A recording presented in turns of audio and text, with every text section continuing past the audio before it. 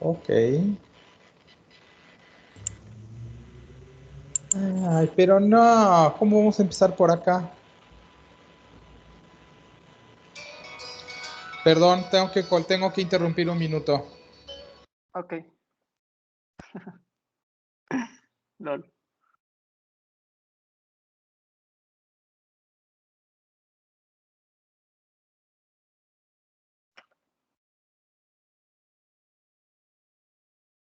Gracias, Indra.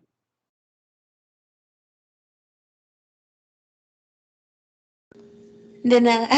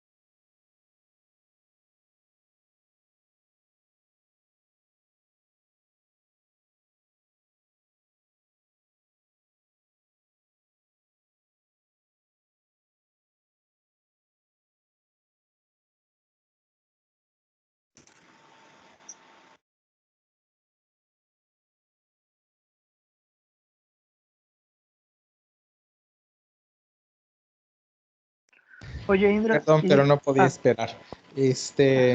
Sí, empiécenle. Y no me encantaba que estuvieran empezando con Con posmaduro, Postmaduro. porque Pues, posmaduro es un retraso del crecimiento intrauterino de una u otra manera. ok. Queríamos comenzar con Postmaduro para que el resto de la clase lo tuviéramos con el crecimiento restringido, pero ¿quiere que Perdón. comenzamos con el crecimiento restringido? Pues yo creo que sí, porque cuando presentas posmaduro, luego lo vas a repetir todo, no más que con uñas más largas y meconio, ¿no? Entonces, pues, Ok. Sí, básicamente sí. Bueno, pues vamos a comenzar con el crecimiento restringido. Ese yo lo voy a decir. Bueno, vamos a comenzar la clase. El crecimiento restringido intrauterino también se conoce como restricción de crecimiento fetal o como retardo en el crecimiento intrauterino. La definición, ok, la definición, una subdefinición, por así decirlo, es el feto pequeño para la edad gestacional. Y esto se estima por ecografía entre el percentil 3 y 10 con la evolución Doppler. ¿Ok? No obstante que el feto pequeño para la edad pues puede ser un factor de riesgo hasta el 85% va a tener una curva de crecimiento normal y sin alteraciones asociadas, como más adelante, casi al último, les voy a hacer saber. Las consideraciones de la edad gestacional son en unos puntos puntuales, de los que son que las etnias y razas, las etnias, perdón, tienen diferentes categorías y pueden presentar un menor peso de acuerdo a la etnia, y no significa que pues, los niños tengan alguna patología. También las mujeres con un menor IMC tienden a tener bebés con menos peso, y eso no significa, y eso no es necesariamente malo. Un punto que a mí me gustó, que se me hizo muy importante, es que el perímetro abdominal dentro del intervalo normal para la edad gestacional permite excluir con fiabilidad la restricción de crecimiento. Entonces, un perímetro abdominal sano, o sea, normal, nos puede indicar que el bebé está bien. Y pues aquí estos son los perímetros abdominales. Entonces vamos a ver que a partir de este percentil podemos decir de una manera confiable que el niño tiene un retardo en el crecimiento, y de aquí para acá pues vamos a tener que usar otros de importancia. Bueno, la mayor parte de los efectos adversos se observan en lactantes por debajo del percentil 3. Como ya les comenté, el peso bajo se puede clasificar entre el 3 y el 10, pero los que se van a observar con mayor efectos negativos van a ser debajo del percentil 3. Y estos van a tener menor peso, mayor mortalidad, asfixia, policitemia, sepsis y secuelas neurológicas. Y aquí podemos ver en esta gráfica que la mortalidad va a aumentar muchísimo, la curva se dispara cuando el peso, el percentil del peso cae debajo del 3. ¿Ok? Seguimos, factores de riesgo. Los más importantes son estos 5, que son el tabaquismo, los trastornos hipertensivos de la madre, la edad materna mayor a 40, antecedentes ¿De qué retraso estás hablando? ¿De cualquier retraso? El retraso del niño con peso bajo para la edad gestacional. Pero es que me estás juntando dos grupos bastante diversos, como si en todos aplicara todo. Ok. Y no funciona así. Por eso he sido insistente en que hablemos de los pacientes y no de las enfermedades, porque entonces pasa que estamos revisando lo que el libro dice, pero no cómo lo vamos a usar. Entonces yo estoy leyendo tus antecedentes de riesgo, y la verdad es que una infección de TORCH no hace lo mismo por el paciente que un tabaquismo, ¿no?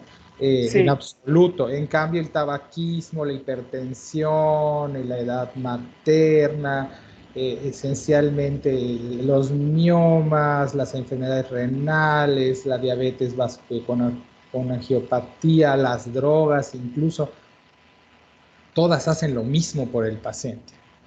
Okay. Entonces, es importante que desde el principio, y por eso está así en su diagrama, partamos del paciente y de los datos que me están dando del paciente, para que entendamos que en realidad estamos abordando, pues a grandes rasgos, 2 y en realidad 3 fisiopatologías diferentes, cada uno con sus particularidades.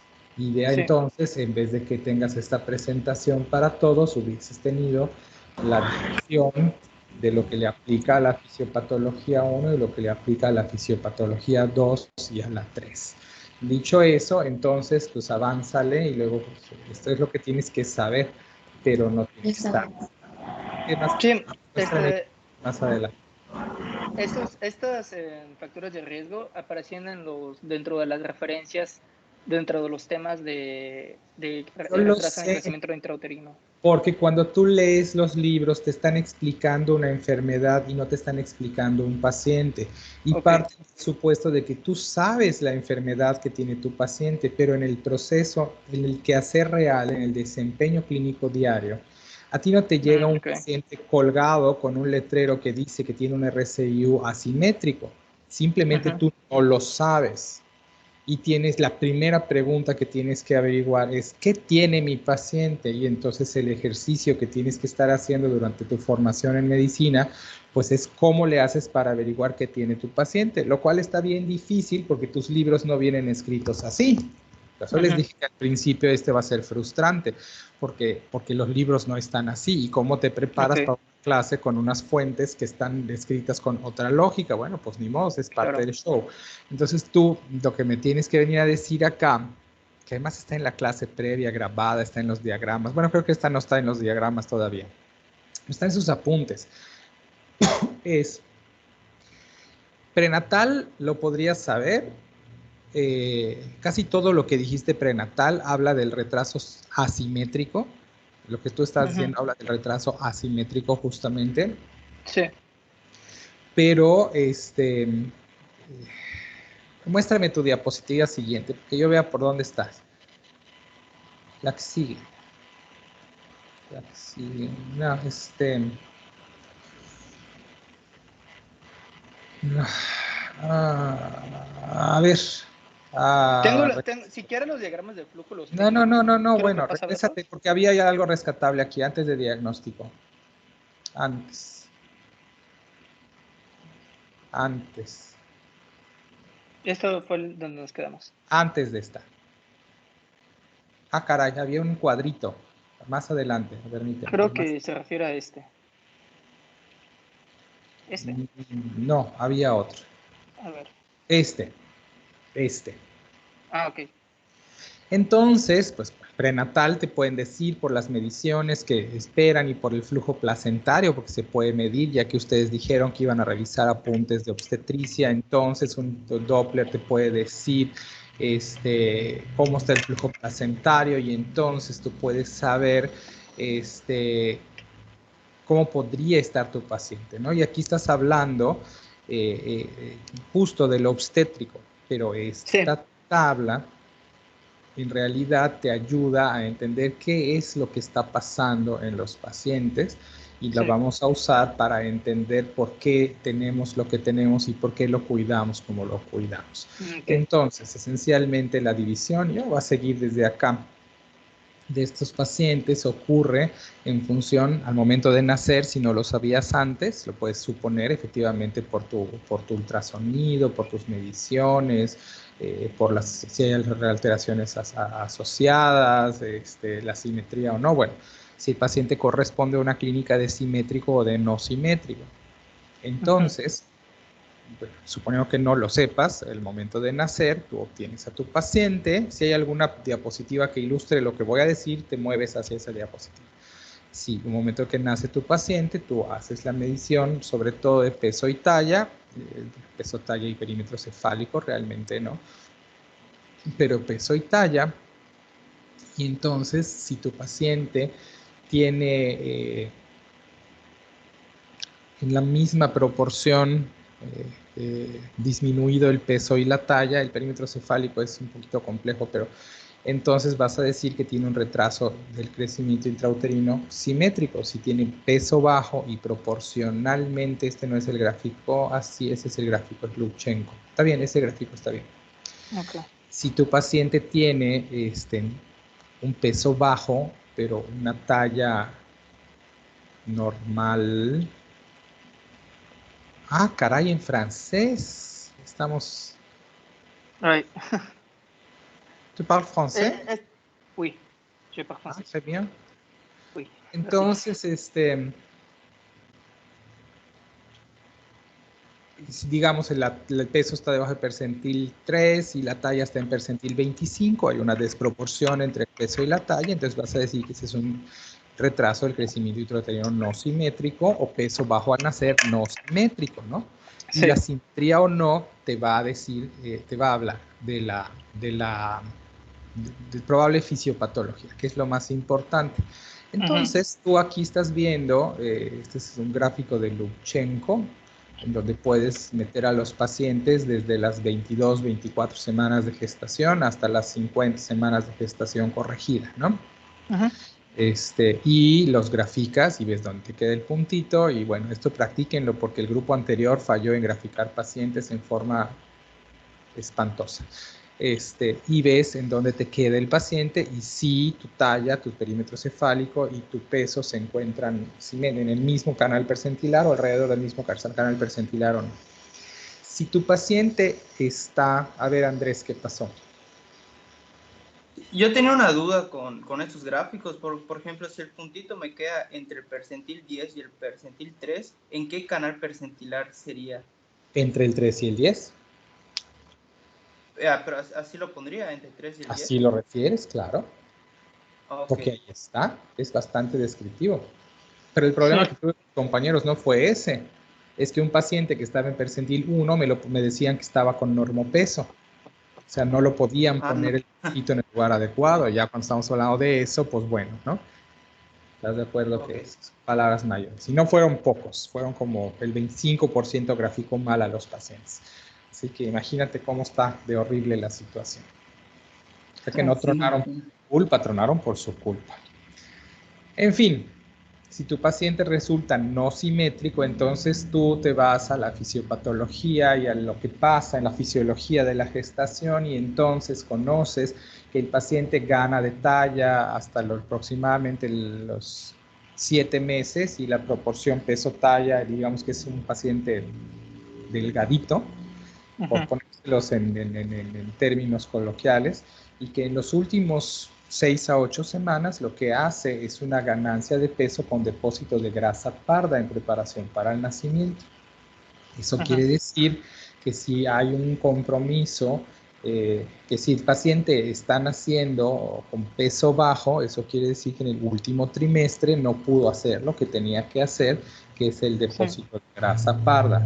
Puedes inactivar tu micrófono y activarlo cuando sea necesario, que es para todos. Perdón, no me di cuenta. Sí, yo siento que me interrumpes el ritmo.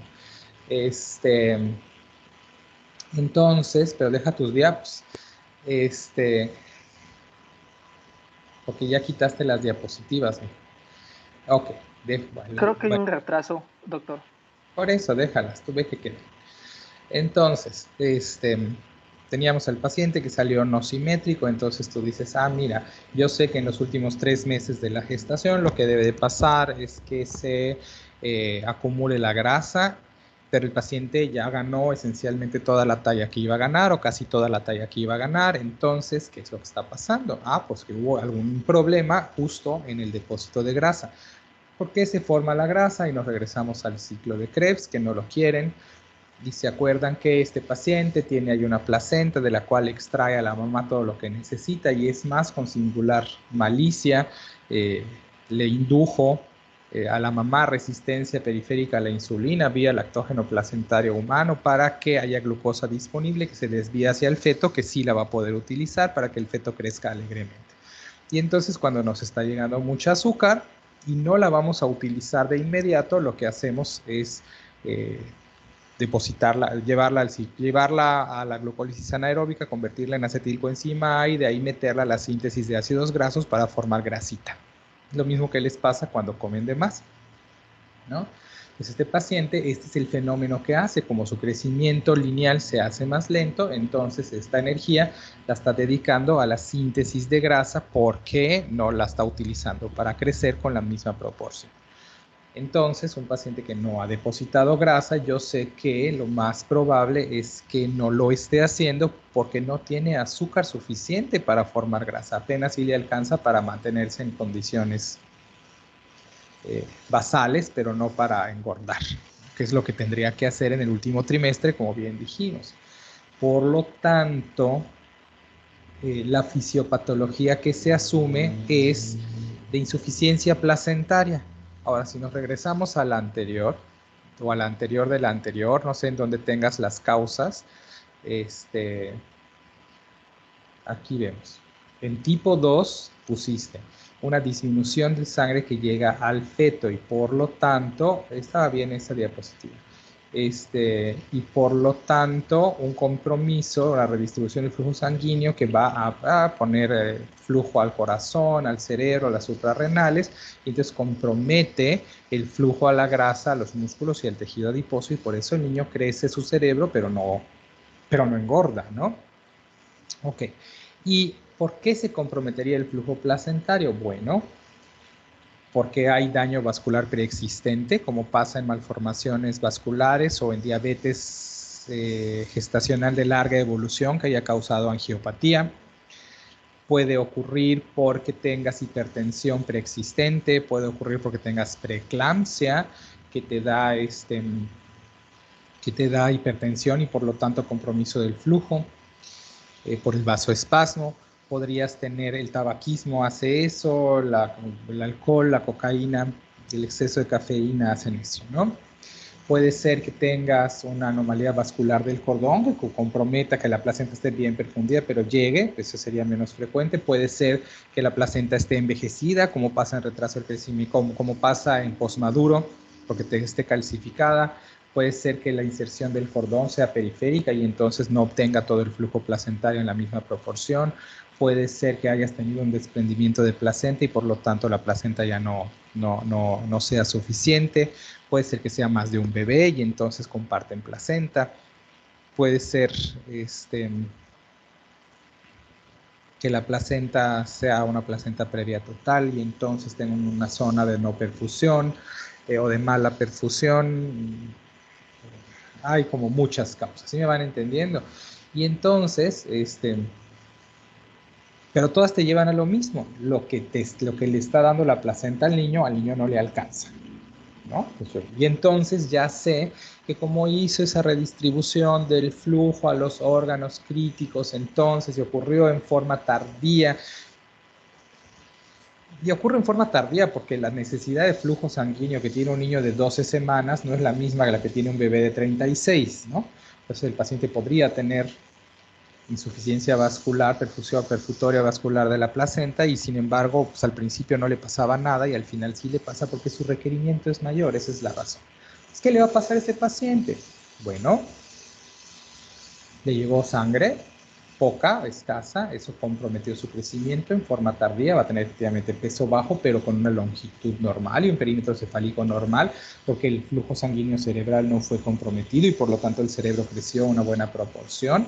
No debería venir mal formado y no tiene reservas de grasa, por lo tanto va a ser lábil a la hipotermia, a la hipoglucemia y además como estuvo comprometido su flujo vascular, probablemente tenga hipoxia perinatal, ¿no es cierto?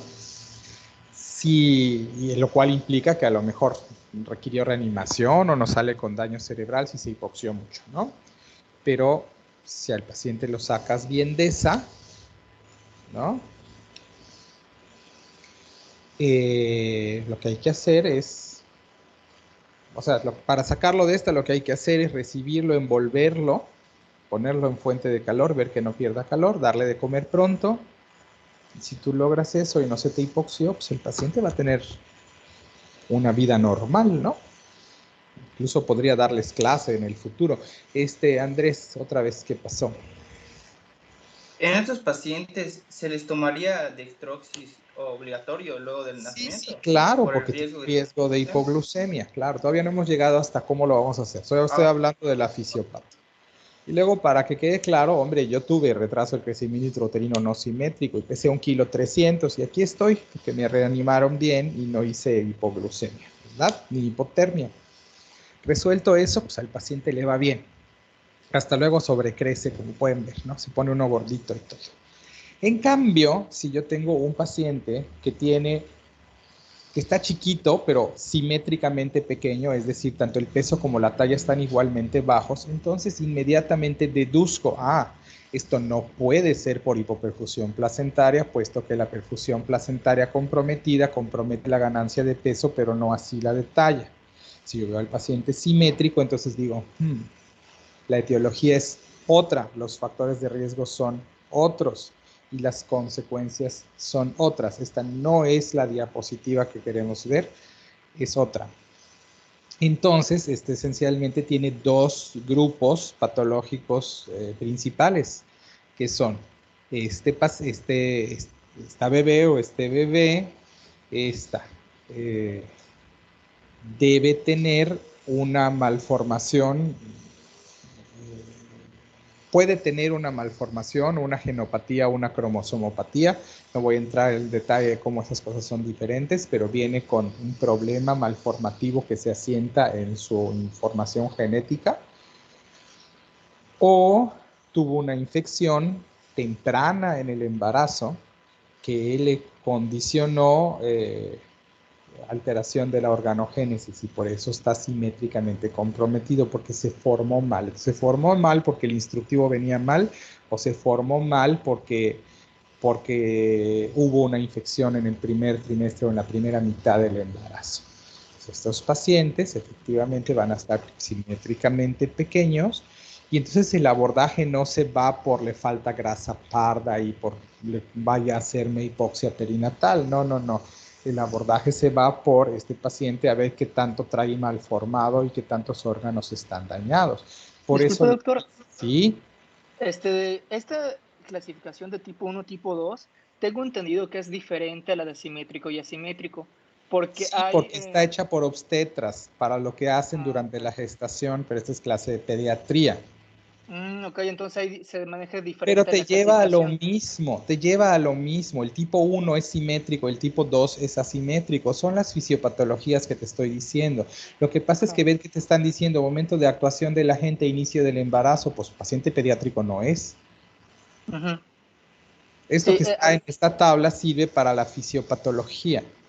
sí, porque había leído que algunos que son simétricos, por ejemplo, las cromosomopatías creo que la 16, puede Ah, tener un desarrollo asimétrico y es por eso que esa clasificación ya no se utiliza tanto. no, pero por eso les dije que el perímetro cefálico tenía que sus asegúnes, porque el problema es que si el paciente tiene un compromiso del desarrollo cerebral, podría tener microcefalia o macrocefalia y te rompe con la simetría.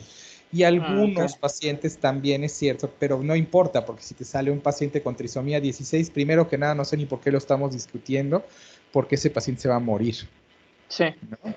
Y es segundo, por eso que ya no sí, se pues utilizaba se va a mucho. morir, pues ya qué. O sea, el paciente muerto no es paciente más que de los patólogos, ¿no? Entonces, pues ese paciente pues no lo voy a meter en esa discusión, aunque venga todo lo asimétrico que gustes, porque finalmente para pediatría es irrelevante. Andrés, ¿qué son? En el paciente que tenga microcefalia, pero tenga crecimiento de talla y peso asimétrico, ¿automáticamente lo pasaría a la clasificación de simétrico solo por la Sí, porque microcefalia? tiene microcefalia. Ok, Y gracias. como el compromiso de la perfusión placentaria no explica el por qué el cerebro no creció. Entonces, lo que tú Mm, estás haciendo al evaluar el paciente es deducir cuál fisiopatología te explica mejor lo que tienes enfrente. Entonces, vean que yo no estoy usando el índice ponderal, ni las matemáticas, ni las tablas. Se los estoy narrando. Yo veo al paciente y conozco las fisiopatologías. ¿Es un problema de organogénesis o es un problema de nutrición? Y lo deduzco viendo al paciente y haciendo la evaluación inicial. Si me parece que corresponde a un problema de nutrición, pues asumo falta o insuficiencia placentaria con todos sus factores de riesgo que no voy a poder modificar porque el niño ya nació. Entender que lo que tengo es un niño con poca grasa parda y con riesgos inmediatos y que si soluciono esos riesgos al paciente le va a ir bien y se acabó. Si tengo un paciente en el cual asumo un problema de organogénesis, entonces pues no me preocupa la grasa parda porque no está, aparentemente no está el problema ya y tengo preocupaciones mayores. Se le formó bien el cerebro, se le formó bien el corazón, trabaja bien el hígado, o sea, tenemos problemas a largo plazo, ¿no? Esta tabla me da problemas porque ese aspecto clínico proporcionado no lo sé, porque algunas de las alteraciones de la organogénesis causan microcefalia y otras causan hidrocefalia congénita. Entonces yo prefiero, en contra de lo que su libro describe, que no aterricen tanto en el perímetro cefálico, porque el perímetro cefálico puede verse afectado en forma significativa en varias de las etiologías del retraso simétrico al afectar la organogénesis. Pues piensen que el paciente tuvo calcificaciones intracraneanas y desarrolló hidrocefalia. Bueno, entonces van a decir, no, pues el perímetro cefálico no está en concordancia o sintonía con la talla y el peso, entonces es asimétrico. Pues no puedes hacer eso, ¿no? ¿Sí me expliqué o lo vuelvo a repetir esto? O sea, Vuelvo a repetir. yo creo que Vuelvo a lo entendí repetir, aguántame tantito. Simétrico, nosotros decimos, tanto el peso como la talla, como dice el libro, el peso, la talla y el perímetro cefálico están uniformemente disminuidos. Eso podría llevarles a un error en asumir que si el paciente tiene muy grande la cabeza, pues no está simétrico. Por eso tienen que tener cuidado con las definiciones literales y con la interpretación de la información. Lo que en realidad ustedes están haciendo al enfrentar al paciente es deducir en función de la información que tienen cuál es la fisiopatología que mejor explica todo lo que están viendo. Y si vamos a hablar de simetría, es más conveniente para su paciente que ustedes establezcan la simetría solo con el peso y la talla.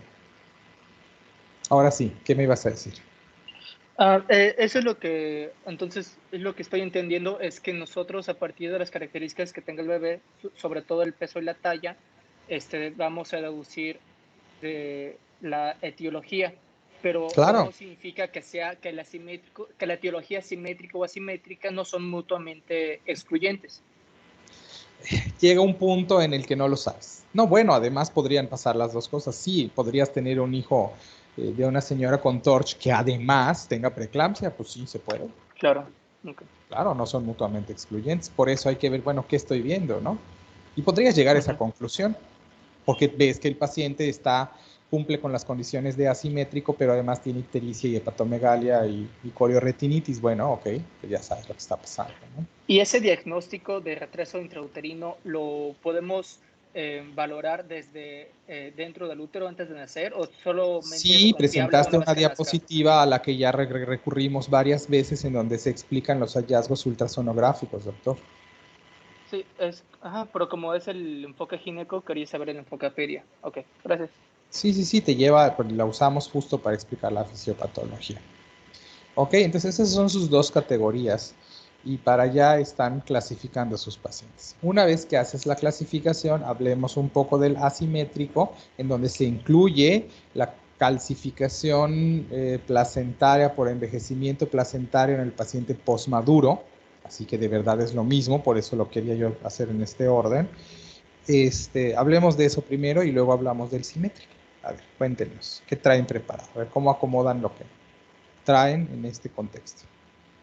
Bueno, pues la planeación que yo tenía era comenzar con los antecedentes prenatales y decir cómo identificar un niño con restricción. Entonces, rápidamente, nomás lo voy a comentar. Es un diagnóstico en directo si notamos que por ecografía que está debajo del percentil 3 y si notamos que el bebé está entre el percentil 3 y 10, necesitamos sumarle uno de estos tres para poder decir que tiene restricción de crecimiento. Obstetricia, síguele. Obstetricia, sí, así es, solo era para identificarlo. Estos son métodos obstétricos. Obstetricia, síguele. Y pues aquí ya Ya comenzamos. lo dijimos, la que sigue. ¿Qué? Ok. Bueno, aquí vamos a notar que en este cuadro de acá está la restricción de crecimiento. Aquí es donde vamos a tener que diferenciar si es asimétrico o simétrico según la talla y el peso. Como ya comentó el doctor, el parímetro craneal no es totalmente confiable. Entonces, si A tenemos ver, simétrico... Andrés, otra vez. Parece que solo a ustedes dos les doy clases, pero ¿qué pasó? Es que tenía duda, es que como en la anterior diapositiva aparecía lo del índice ponderal, quería saber qué tan útil es esa fórmula, porque recuerdo que, no, o sea, no sé si realmente se usa o nada más con ver que Sí el se peso y talla usa, estén bajo sí ya. se usa. Sí se usa el índice ponderal. Va a coincidir Pero con... sería lo El mismo índice a usar ponderal es el la criterio de proporción... ¿Perdón? ok. Es que Perdón. quería saber si era lo mismo que solo ver el peso y la talla, ver que estén bajos, decir, es simétrico, o de a fuerzas tengo que usar el índice ponderal para sacarlo y saber No, si es no simétrico o tienes asimétrico. que, viendo el paciente es muy evidente. Ok, gracias. Ok. Sí, Bueno, con el simétrico nosotros sabemos que las principales causas son cromosomopatías y también vamos a saber que están en el primer y segundo trimestre de embarazo. Eso nos va a dar como consecuencia una hipoplasia celular. Entonces, las etiologías que tenemos que tener en cuenta son el TORCH, que son entre muchas etiologías que también pueden ser cromosopatías, El TORCH del primer trimestre de la gestación o de la primera mitad de la gestación. Sí, porque así el es, TORCH de la 1 y 2. segunda mitad de la gestación tiene completamente otra presentación. Sí. Ok. TORCH temprano, dice tu cuadrito. Sí, TORCH temprano. Aquí hice la señalación del primer y segundo trimestre. El Lula de pediatría, ¿no? Sí. Claro. Ok. Y bueno, dependiendo de nosotros qué veamos, vamos a hacer tipo de serologías, laboratorios. En cambio, el asimétrico sabemos que va a estar sobre todo en el tercer trimestre y se va a dar sobre todo la causa global más frecuente son insuficiencias placentarias. Entonces, vamos al momento del nacimiento, el niño puede presentar rubicundez y también esto va a condicionar, no la rubicundez, sino la alteración placentaria va a condicionar un sufrimiento fetal que puede provocar una aspiración de meconio. Al momento de nacimiento, pues nosotros tenemos que conocer estos antecedentes para estar preparados para una reanimación vigorosa al recién nacido. Ok. Aquí estas son las etiologías del simétrico. ¿Quiere que las expliquemos, doctor, o nos pasamos? No, vamos a terminar el no simétrico. Tu paciente nació no simétrico. Evidentemente lo que hiciste con él, haya tenido, no sabes cuánto pesó, ¿verdad? Lo pusiste en fuente de calor, lo posicionaste, lo aspiraste, lo secaste, lo reposicionaste en 24 segundos, evaluaste la frecuencia cardíaca, el esfuerzo respiratorio, decidiste si había necesidad de maniobras adicionales en función de tu habilidad y de lo espeso o no del meconio, decidiste si lo aspirabas o no. Quedamos que lo más probable es que no lo hayas hecho por las condiciones de que ustedes están tiernitos. Y entonces, si lo tienes que reanimar, pues lo reanimas y una vez que lo saques del proceso de reanimación, entonces tenemos la siguiente plática. Así que la clase de ayer, bueno, ya tienes al paciente que si hipoxia o no, si hipoxia ya lo sacaste, ya late su corazón y respira, solo o a través de un ventilador mecánico, ¿verdad? Bueno, ni modo, ojalá que no estemos en ese punto. Lo reanimaste, además no está en ese punto porque ese paciente soy yo, kilo 300, 35 semanas de gestación, obviamente retraso del crecimiento, talla normal, 40 y tantos centímetros, 48 centímetros, asimétrico, y entonces dices, hombre, tengo este hermoso bebé, ¿no? Además éramos dos porque soy gemelo, ¿no? Idéntico, para que no se vayan a llevar un susto. Y dices, oh demonios, tengo estos neonatos con un retraso del crecimiento intrauterino no simétrico porque están flacos, pero de longitud normal. Seguramente tuvieron insuficiencia placentaria. Esto tiene 3 etiologías, una o 4, ya no sé. Esta señora es chaparrita, es añosa, me tuvieron casi a los 40 años, y es un gemelar, ¿no? Seguramente tuvo hipoperfusión placentaria este compañerito y su hermoso gemelo. No tan hermoso como yo, pero bueno, tampoco se puede todo. Entonces dices, bueno, ¿qué hay que hacer con él? ¿Qué va a hacer conmigo? Ok, en el manejo. Sí, claro, Ya. ¿qué vas a hacer? Pues el momento de nacimiento, una vez que demos la reanimación neonatal, tenemos que estimar de su talla y todo para poder tener Ya te dije la talla, ya te dije el peso, ya te dije que hay discrepancia, ya te dije que es asimétrico. Sí, tenemos que... ¿Qué hacer? En este artículo que encontré, se encontró que una limitación parenteral va a aumentar del 30 al 50% la velocidad del ¿Me vas a crecimiento poner poblacional. nutrición parenteral? Pues eso me comentó el artículo. El artículo decía que los niños con bajo peso al Tu nacer interpretación de la información es que este paciente necesita nutrición parenteral. si tiene bajo peso al nacer. No, doctor, no le vas a poner nutrición parenteral a todos. Ok. No a todos. A ver, hay 2 manos levantadas. Que son, eso tarda un poquitín. Bueno, Dami Vanelli. Bueno, o sea, no sé si en lo que se refiere al manejo es como que al manejo inmediato. Pues me pero, refiero al manejo en general. Yo creo que la nutrición pero, parenteral, si se decide hacer, le falta mucho para hacerlo. Si la primera propuesta es nutrición parenteral, hay que acomodar nuestras prioridades, ¿no? A ver, ¿qué vas a hacer? bueno, lo que decía en una gráfica que estaba en uno de los resúmenes es que, pues, o sea, obviamente tenías que determinar qué tanto, pues, podría ocurrirle al paciente. Entonces, por ejemplo, si estaba hipoglucémico, que le ponías infusión de glucosa. Entonces, vas por el camino, vas por un mejor camino. Y pues igual, o sea, por ejemplo, para evitar el riesgo de hipotermia, pues es lo que dijo secarlo, la lámpara de calor radiante, cubrir y todo eso. Verificar la temperatura, asegurarte que no te haga hipotermia, tienes que tomarle un dextrostix a los 30 minutos, tienes que alimentarlo en forma precoz, porque no tiene grasa. Entonces, si no tiene grasa y le da frío, ¿qué va a pasar? Pues, o sea, es hipotermia y luego puede conducir a una hipoglucemia y a una acidosis, creo. Oh, perfecto. ¿Por qué pasa esa secuencia de hechos que acabas de decir? Pues por la falta de grasa que tiene, o sea, no puede. ¿Qué tiene que ver la falta de grasa con la hipoglucemia? Es decir, todo lo que me dijiste es correcto, pero a mí no me alcanza con eso. Yo quiero que me digas por qué. Pues, claro, eso siempre es mejor que saber qué. Lo que nos hace médicos es saber el por qué. Si no, somos técnicos. Dime. Pues, no sé, siento que, no sé, no, como dijo, no tiene su depósito, entonces no tiene de dónde sacar la glucosa. Pero la grasa no se convierte en azúcar. Esa es una de las reglas básicas del metabolismo.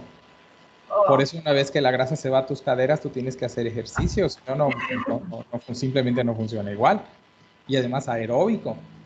Entonces, no es por allá. Elías.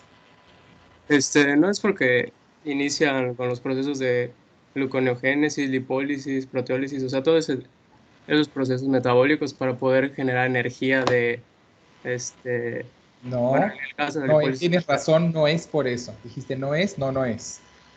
A ver, Misael. Creo que es porque no tendría tampoco reservas de glucosa, ¿no? O sea, si no tuvo la capacidad para formar lípidos. Estás menos alejado. En base al exceso, digamos, de carbohidratos.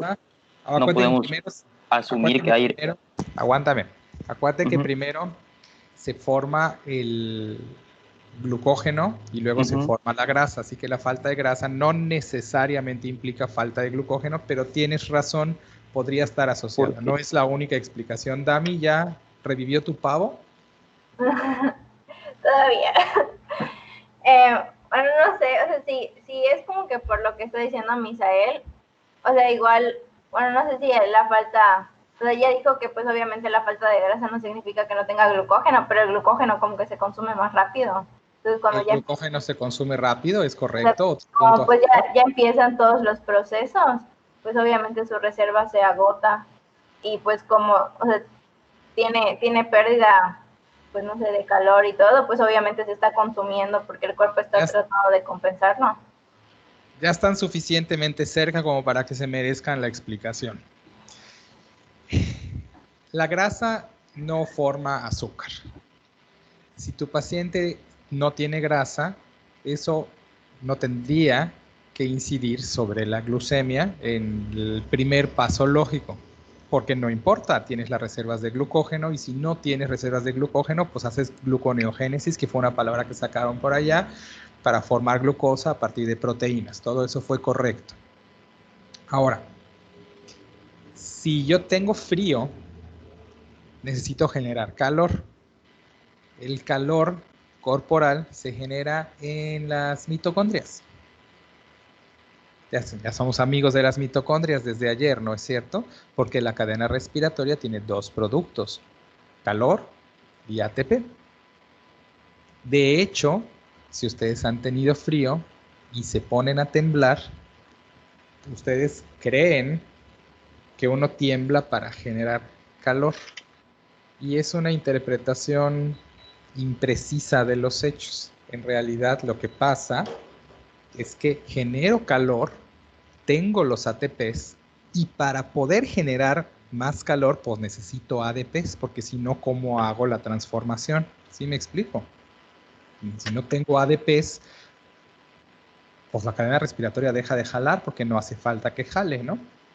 Entonces, uno tiembla para deshacerse de los, para consumir los ATPs para que tenga con qué seguir trabajando la cadena respiratoria para que yo suba mi temperatura. Es más o menos lo mismo, pero es diferente, ¿ok?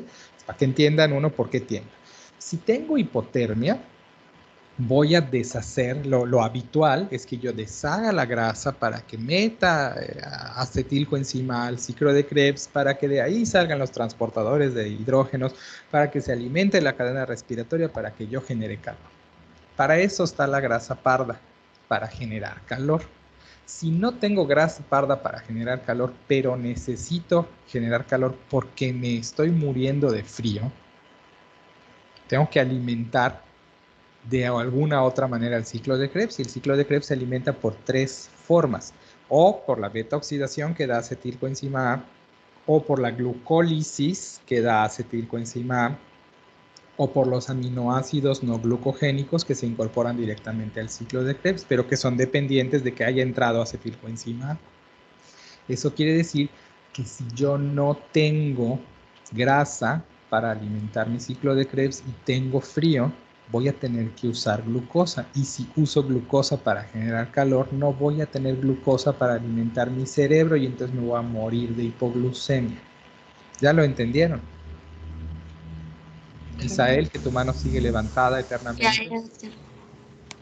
Perdón, no olvidé quitarla, Pero ya lo la entendiste, entendí. ya que estás ahí, ¿lo entendiste? Sí, doc. Eso es lo que está pasando. Esto es fisiopatología. ¿Ven? Y además, quiero decirles para que no digan, ay, es que qué barbaridad, jamás hubiera yo podido decir eso. La verdad es que sí podían. ¿Por qué? Porque nada de lo que dije son elementos desconocidos para ustedes. El problema es la organización de la información. Pues estas clases son de organización de la información, porque todo lo que necesitan saber, ahí está. El problema es que lo usen. Ahí es donde está el problema. Esto es lo que pasa con este paciente. Por eso es tan importante que tú le mantengas la temperatura para que no haga hipoglucemia, porque ahora que conocen toda esta fisiopatología queda clarísimo cómo la temperatura del neonato tiene que ver con la glucosa, aunque en primera impresión eso no tuviese sentido. Pues si tú le mantienes la temperatura y le das de comer en forma temprana, esencialmente a ese paciente le va a ir bien. Habrá que ver de qué edad gestacional, cuán desnutrido está y cómo están sus otras condiciones o en qué tan capaces de alimentarse, ¿no? Para que decidamos lo que le agobiaba a Efraín, de si de verdad le tenemos que poner nutrición parenteral o no. Porque si no lo puedo alimentar porque es pretérmino o porque tuvo secuelas de hipoxia, entonces, o la alimentación la tengo que empezar despacito, entonces vas y le pones parenteral porque la recuperación nutricional va a ser más rápida. Pero si es como yo nací de 36 semanas, pues la verdad es que pues comer sí que podía, ¿no? Y no tuve parenteral. Crecí, ¿no? Entonces se puede hacer en estos pacientes la alimentación si quieren por sonda, porque sabes que la tolerancia va a ser completa, y una vez que llegue al peso satisfactorio, pues entonces lo alimentas por succión y no necesita parenteral. El problema es el que está desnutrido y pretérmino, desnutrido y secuelado, desnutrido y séptico. Pero sí es cierto que la parenteral es más rápida. Te concedo lo que dice ese artículo, pero ese artículo no está analizando cuáles son los riesgos de poner una parenteral. Entonces, poner una parenteral implicaba poner un catéter umbilical o un catéter central, y eso te aumenta el riesgo de enterocolitis, y entonces tener un catéter también incrementa el riesgo de sepsis, lo cual es la primera causa de mortalidad en los pacientes no malformados. Entonces, y además de tener parenteral, aumenta el riesgo de pancreatitis y de trombosis y de alteraciones de la cuenta plaquetaria y de alteraciones electrolíticas. Entonces, así como parenteral para la banda, pues no, ¿no? Es una herramienta muy útil, pero no es para todos. Hay que ver quién es nuestro paciente, en qué condiciones está para que sepamos si le sirve o no. Por eso brinqué con tu parenteral. Y pasa mucho cuando ustedes se toman literal los artículos. Es cierto, el artículo lo dice verdad, ¿no? Pero así como yo soy yo y mis circunstancias, pues bueno, la verdad requiere de las circunstancias para ser interpretada. Entonces, sí dijiste la verdad, pero el contexto hacía que no, o sea, faltaba el contexto. Claro, por eso. sí. Vale, ojalá quedaste claro. Entonces, eso es lo que hay que hacer con un pretérmino.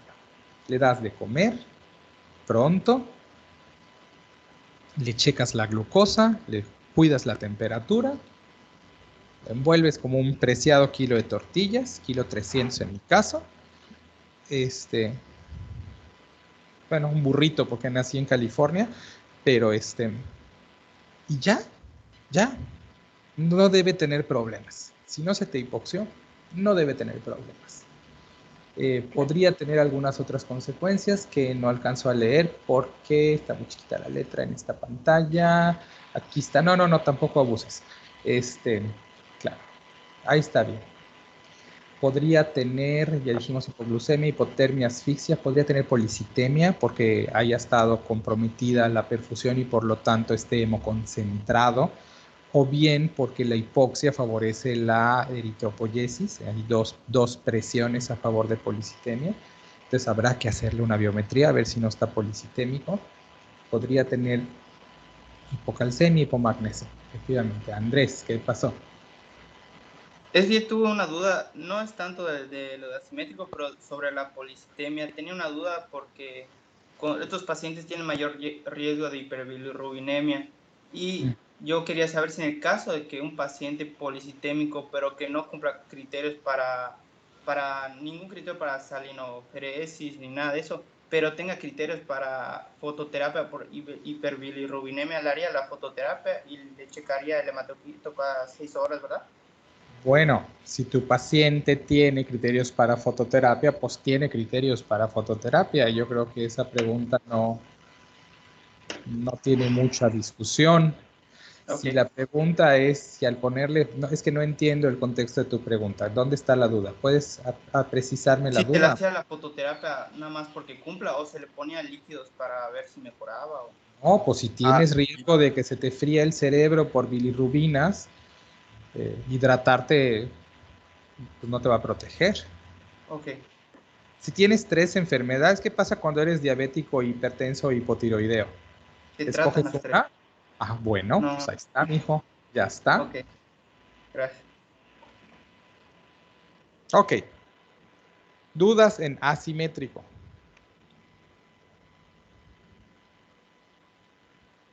Pasemos a simétrico.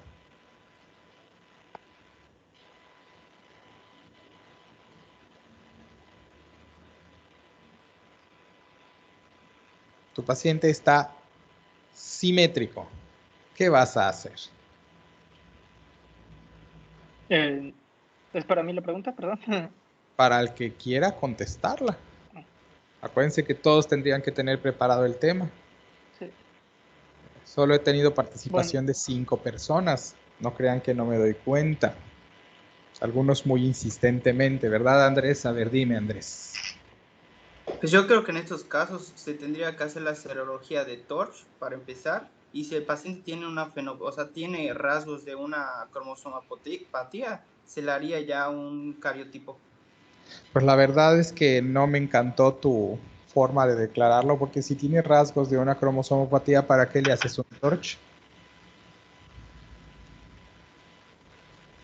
Cierto. Si tú empezaste haciéndole Torch a todos, y no. A ver, Rodrigo. Es decir, casi primero bien, sería pero como que casi. ver las características. O sea, sería primero ver las características del paciente, creo que Claro. eso está claro. Y dependiendo de lo que pues me oriente en la clínica, hacer una u otra cosa, ¿no? Por ejemplo, pues, entre las cosas que vi, que es para los fenópatas, por ejemplo, síndrome de Down, síndrome de Turner y síndrome de Cornelia de Lange. Son como que unas características. Esos están en sus apuntes, pero hay muchos más. Entonces Sí. tú lo ves. esencialmente, y lo miras y dices, hombre, este paciente cara de qué tiene, ¿no? Digo, perdón por lo coloquial, pero justo es cara de... Entonces hay unas caras muy características como Turner, efectivamente Cornelia, Down, que son pequeños, ¿no? Y lo ves y dices, este paciente, otra, qué sé yo, paladar hendido, no lo sé, ¿no? Y entonces, mira, este parece que viene muy mal formado, ¿ah? Vamos a buscarle una genopatía. O bien puede ser que no lo veas, lo ves pequeño, panzoncito, amarillo, podría estar, ¿no? Podría o no estar, pero no tiene cara de nada que esté en tu radar de genopatías. Claro que habrá que asumir que el radar de genopatías de ustedes pues no es tan sensible, ¿no? Pero bueno, no está en tu radar de genopatías. Entonces, te irás por otro camino. Esencialmente el mensaje es, si tiene, como dice el diagrama, tiene fenotipo de genópata, pues búscale genopatías. No tiene fenotipo de genópata, pues entonces no lo sé, puede ser que sí lo tenga y yo no lo sepa, ¿no? Porque no he visto tanto. Entonces lo busco en TORCH. El fenotipo de TORCH es ese que está en ese cuadrito de la derecha: hidrocefalia o microcefalia, cororetinitis, cataratas, glaucoma, ictericia, hepatoespleno, exantema, petequias, anemia, soplos. Cardiopatía congénita, ¿no? Si tiene datos que pintan hacia TORCH, o si tengo una serología en la madre que ya es positiva, qué sé yo, entonces digo, busquémosle a la serología primero. Si no tengo eso, pero tengo otras cosas, entonces busquémosle genopatía. Si no sé, pues búscale primero a TORCH y luego te sigues, ¿no? Y aquí hay 3 criterios de Hall para Down, niña con cuello alado para Turner, y pestañas de Frida, cejas de Frida para Cornelia de Lange. Pero eso es nada. Voy a compartir, a ver, déjenme entrar donde quiero entrar.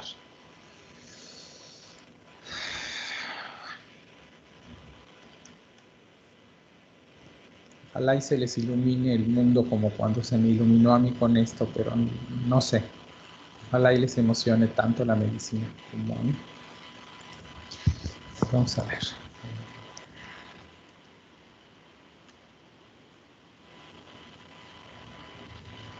Aguántenme un minuto. Okay. Entonces, parece que ya.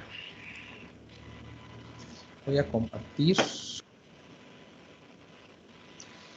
Si quieren ayuda desde el punto de vista genético, entonces se van a Google, le preguntan a la tía Google, como siempre hay que hacer, porque mi internet está muy lento. A ver, parece que ya. Y buscan Omnimi.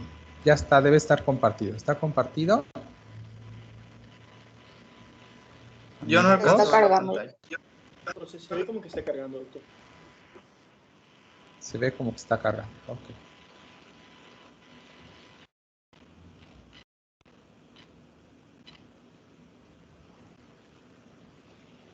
Ya se ve.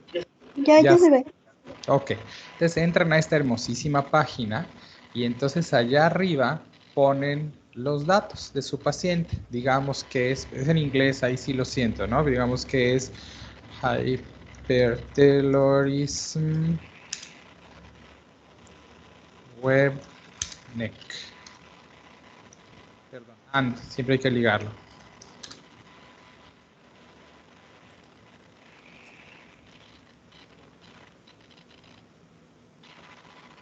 ¿No? Y aquí te salen síndromes que causan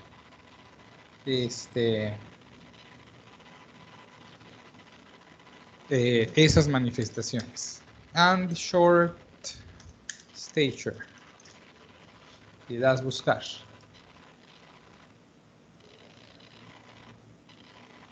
¿Ya ven?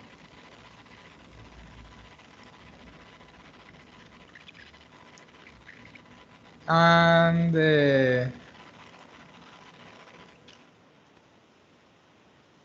y aquí le van agregando. ¿Me están oyendo? Digamos que tiene paladar hendido. Sí, Me estoy poniendo creativo, ¿eh? Y entonces aquí le van buscando y salen sus enfermedades que pueden causar eso. Entonces, ay, mira, anemia. Entonces, Diamond Black Fan anemia. Le das clic y te sale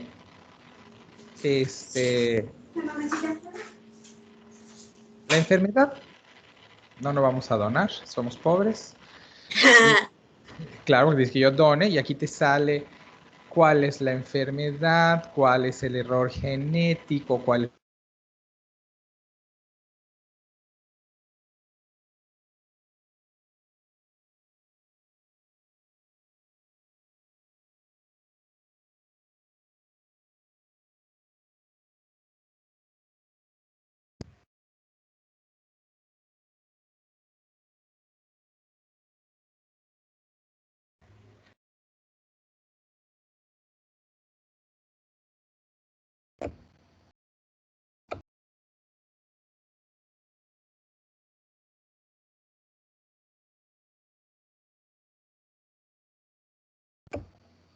¿Se dejó de escuchar el doc o soy yo?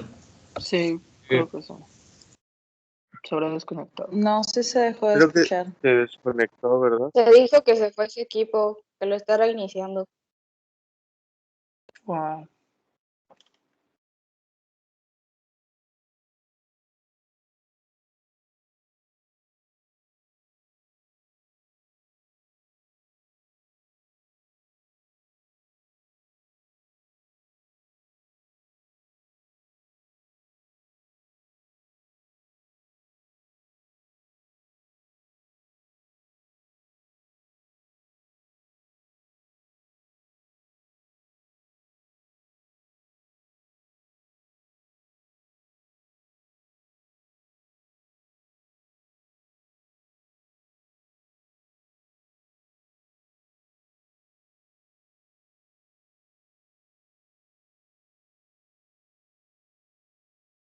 ¿Alguien encontró más de este tema aparte de lo que en los resúmenes o el material cambiado o lo que sea?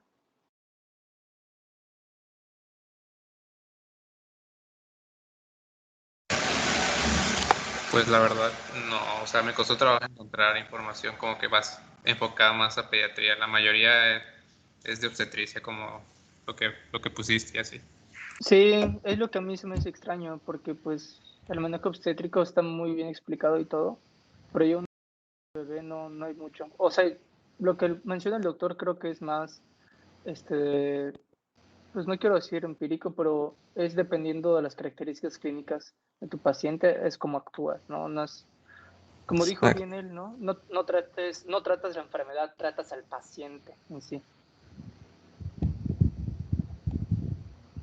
De hecho, yo para este tema chequé un video en YouTube. Si quieren se los puedo pasar, pero lo explica así como que a grandes rasgos. Son como unos 10 minutos.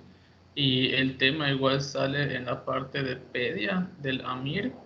Y en el CTO sale, pero así un pedacitito nada más. Sí, De no. pedia. Y lo más importante que es el manejo, no muchos te lo dicen, los de pedia. Igual creo que sale en el Toronto, pero igual es un pedazo nada más que Sí, te Toronto no. Y del Williams, siento que el Williams de la parte de retraso de crecimiento te da mucha vuelta, pero el manejo al final sí está bastante bien explicado en el Williams. Sí, pero es manejo obstétrico, es lo que yo puse, Exacto, es manejo obstétrico. Sí, porque una vez que te dice que termina el embarazo, o sea, que del nacimiento no te vuelve a comentar nada. Ajá, o sea, en el Williams te dice tratamiento, termina el embarazo y ya Ajá, te quedas bye. con la duda de qué haces después. Sí. O sea, encontré cosas interesantes, como por ejemplo, bueno, es del niño con pequeño peso al nacer, pero que del 25 al 60% alcanza un peso adecuado. Y pues en el artículo mexicano que encontré, igual 92% de los niños que nacieron con bajo peso egresaron después creo que de 3 semanas con un normopeso. De Entonces, hecho, pues no todas las características de la clínica, pero te vas a ver que sí es posible tratar integralmente. De hecho, incluso... Oye, gente, ¿sí están grabando las clases?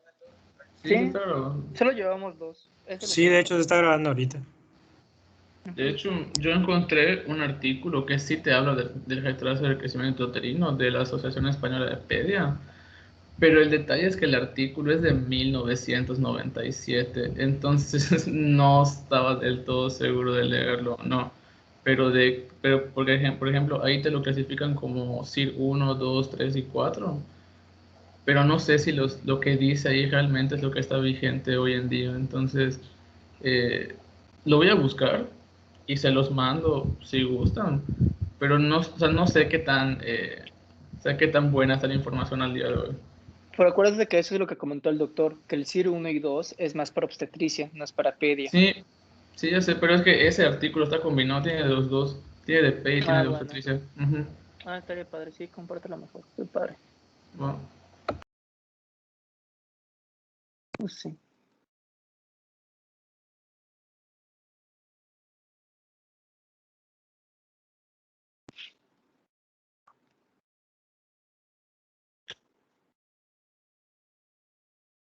Igual, las tablas que dijo el doctor, la que dijo que era de Lubchenco, yo tengo entendido, bueno, el nombre dice Fenton, y las tablas de Lubchenco son otras, es solo una que te habla del peso. No sé si alguien sabe un poquito más de eso.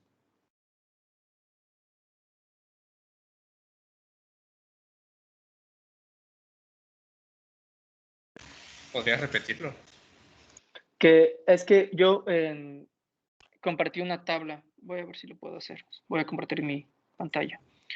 Compartí una, la gráfica que el doctor dijo, son de Lubchenco, pero en realidad son de Fenton, o sea, el nombre dice Fenton, y esta es la de Fenton, aquí lo dice, pero hay esta que la encontré como de Lubchenco, pero de Lubchenco solo tiene peso.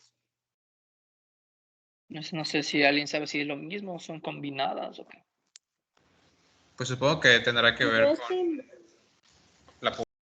Son una combinación. Ajá. Porque en una te manejan más variables, no solamente el peso. Si te das cuenta, ahí te maneja también talla y circunferencia cefálica. Sí, sí.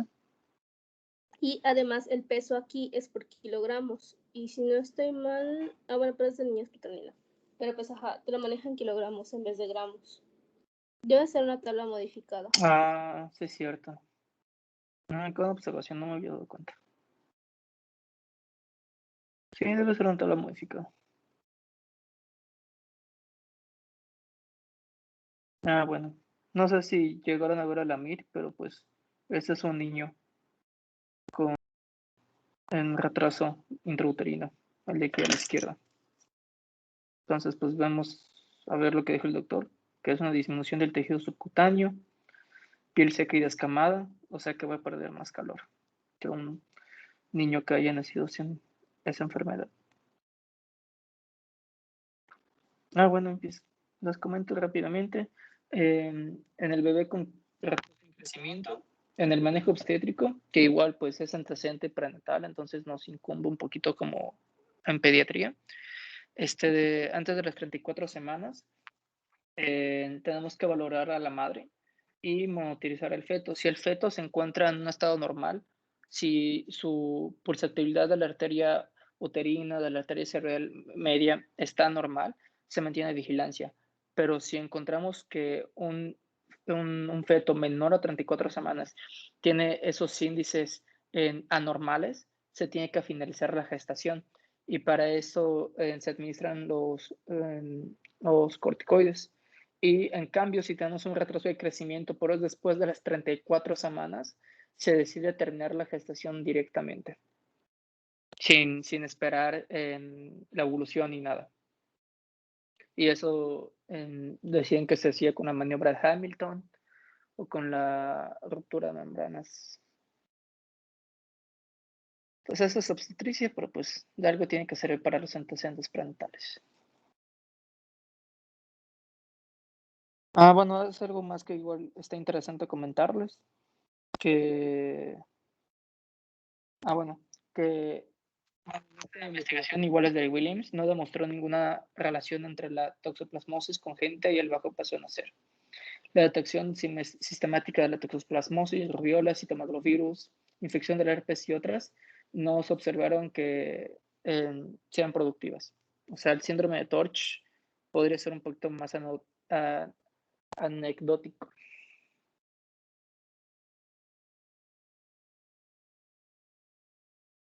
Y las mellizas, igual, lo que nos comentó el doctor en su caso, que tienen mayor probabilidad de restricción de crecimiento.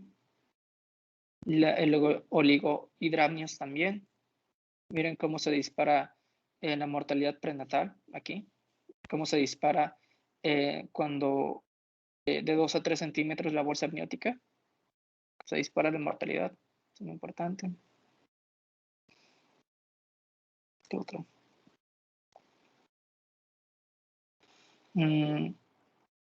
Pues el índice cerebroplacentario aumenta la sensibilidad del Doppler de la arteria umbilical y de la arteria cerebral media, que cuando estas se evalúan por sí solas.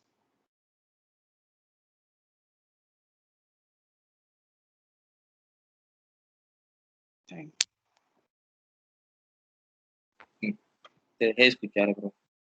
Sí, ok, gracias. Este es el índice ponderal neonatal, que es el que el doctor dijo que él no utiliza mucho o algo así. Y por nomás, para que sepan, la fórmula es esta, es el peso en gramos por 100 entre talla al cubo. Ok, entonces un peso recién nacido debajo de creo que ya no me acuerdo si era 1.3 o 1.5, significa que tiene bajo percentil, y pues también es otro índice para saber la evolución del niño.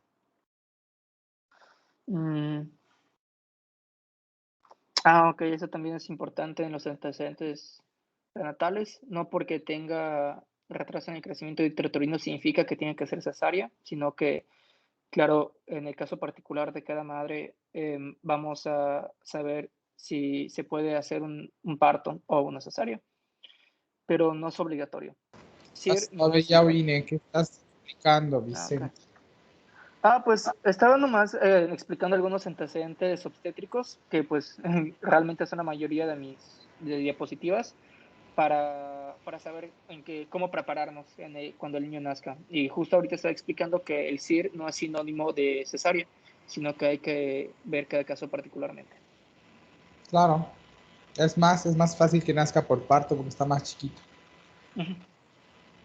Bueno, entonces vieron esa página que les mostré, ya no la voy a regresar, pero es una chulada porque entonces le van poniendo datos y datos y datos y te da enfermedades que ni sabías que existían, como el síndrome de anomalías vertebrales con alteraciones de disfunción variable endocrina de células T, ¿no? Bien, esa chulada.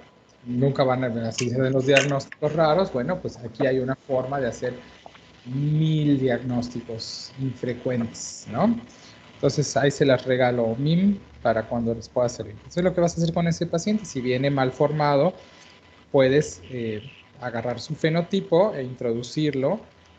También puedes meter laboratorios, por cierto. Puedes tener anemia, por ejemplo, ¿no? O hiperlactatemia o alguna cosa así.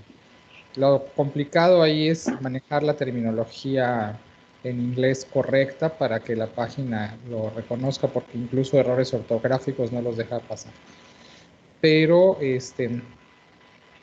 pues bueno, puedes hacer la búsqueda. Si te parece que viene mal hecho y podría ser genópata, pues puedes filtrarlo por OMIM para ver si eso no es, y con eso tomar la decisión de lo que vas a hacer posteriormente con el paciente. Mientras que si tiene datos característicos de Torch, pues entonces lo estudias como Torch. Este paciente pues no requiere un cuidado especial ni de alimentación ni de temperatura más allá de lo habitual, porque en realidad no tiene déficit de grasa parda, así que no hay un riesgo. Entonces lo manejas como a cualquiera. Entonces no, los que nacimos flacos, creo que fue la única vez que fui flaco, pero los que nacimos flacos, pues sí. tenemos riesgo al nacer y si nos manejan bien, ya lo hicimos. En cambio, los que nacen simétricamente pequeños, esos no tienen riesgo al nacer, pero seguramente tienen consecuencias a mediano y largo plazo, porque tanto TORCH como genopatía lo da. Entonces vamos a ampliar un poquito este cuadro, y si tu paciente tiene fenotipo de TORCH, pues entonces dice ahí, le haces serología de TORCH, casi siempre con inmunoglobulinas, pero hay las que no.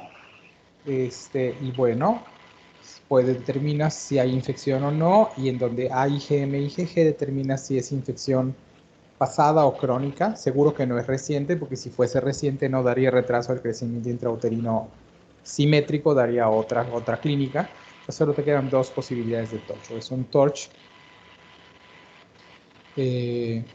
temprano que se resolvió, o es una infección crónica. Si es pasado, tendrás solo malformaciones, y si es crónico, tendrás malformaciones más hepatitis neonatal, que es lo que da el TORCH crónico o el TORCH tardío, ¿no? Entonces, como tienes que buscarle sí o sí malformaciones, pues ya sabes que necesitas una biometría, una función hepática, una función renal, un ultrasonido transfontanelar por las calcificaciones que pueden ser parenquimatosas o estenoperiventrículares asociadas a microcefalia e hidrocefalia.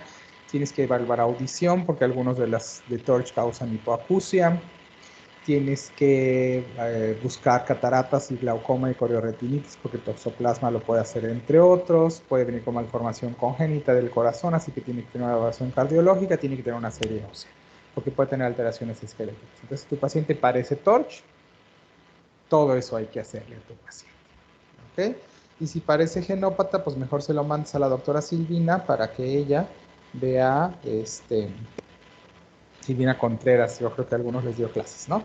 Para que entonces ella vea lo que va a hacer con ese paciente, porque es genetista y va a hacer la evaluación y va a encontrar la razón muy probablemente, porque la verdad es que sabe muy bien su negocio y entonces va a decir qué hay que hacer con ese. Y con eso se acaba RCIU. No sé si hay dudas. Yo tenía una duda, doctor.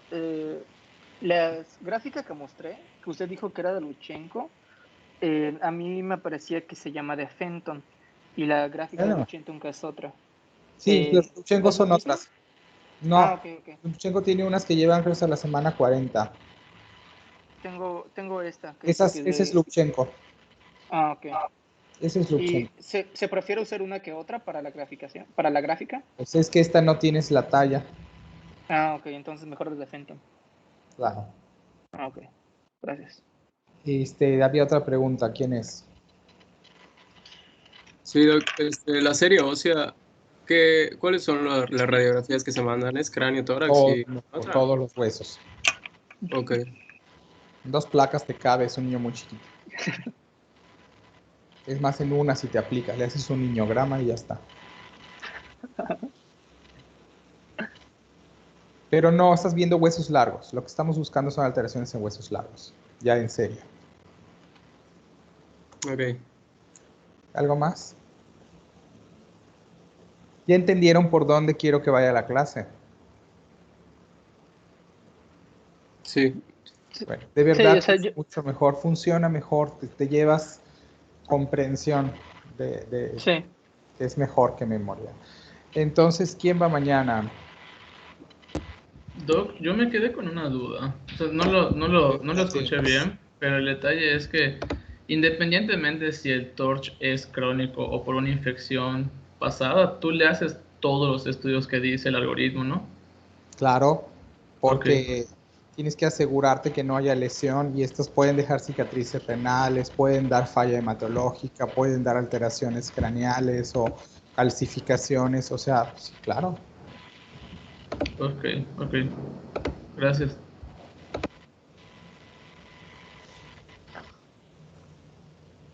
Sí, igual otra duda. En cuanto al asimétrico, pues hay una parte donde tenemos que pedir el calcio, ¿no?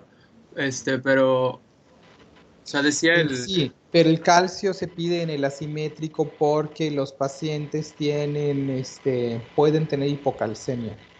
¿Y eso es por acidosis o sea, porque No, Decía la que diapositiva albúmina. decía textual que eso ocurría porque había un desplazamiento del calcio de la albúmina.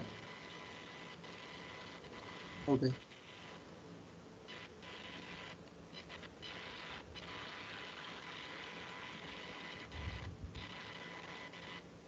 ¿Algo más?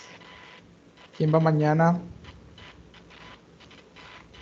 Doctor, ¿podría ir yo? ¿Qué?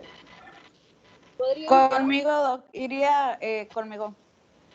Ah, pues está bien. ¿Qué tema quieren? Les doy a escoger entre solo dos, porque son los únicos que tienen relación con lo que acabamos de ver.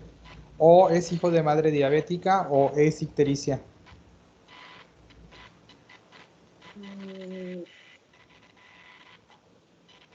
Mm, icte